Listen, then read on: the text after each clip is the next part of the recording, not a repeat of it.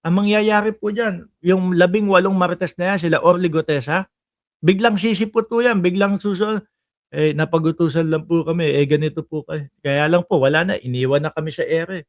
Yung sinasabi ng mga di umano, mga pangako na 5 milyon, Rogelio Aliento, tamang-tama ka Sir Mark, ano, bayan ang pakay nilang palitan si PBBM. Yan pong mga 5 milyon na ipinangako sa kanila, kung meron man po talaga, pagkaliit-liit po niyan.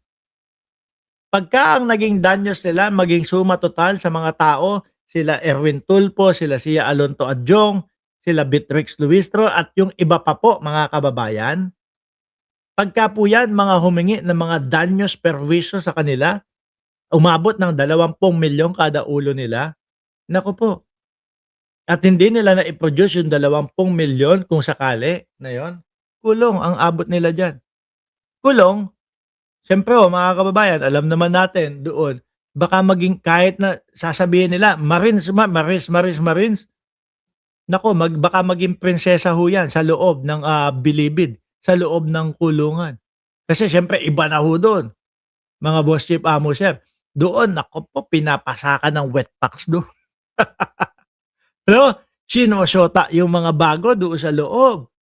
Nako, yan maaari ang kahinatnan niyan. Di po ba? At tapos ang masaklap pa ho niyan, mga kababayan, siyempre, mawawalay sa pamilya, mahihiwalay sa pamilya. May mga misis yan. Di ba? May mga misis yan.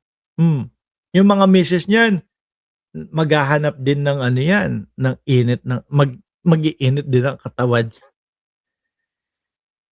Sa sobrang tagal na lumabas o lumaya, no, nung kanilang mister, 2 buwan, 3 buwan, makikilala na si kumpare, makikilala na kung sino man doon sa labas.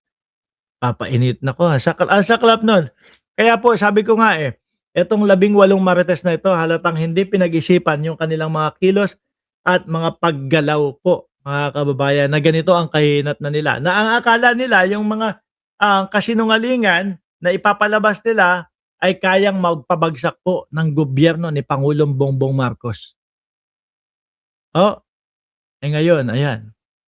Yari sila dyan. Ipit sila. Tingin niyo po ba, papansinin pa sila niyan?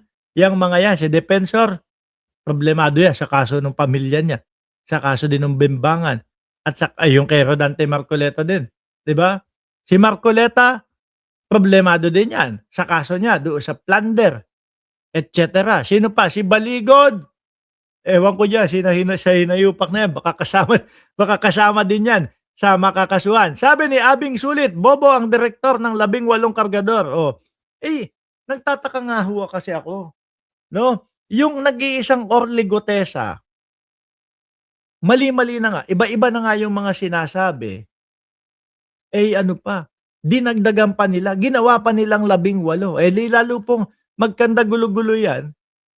Di ba? May pahabol pa ito. Yung si Attorney Rondain pala, no?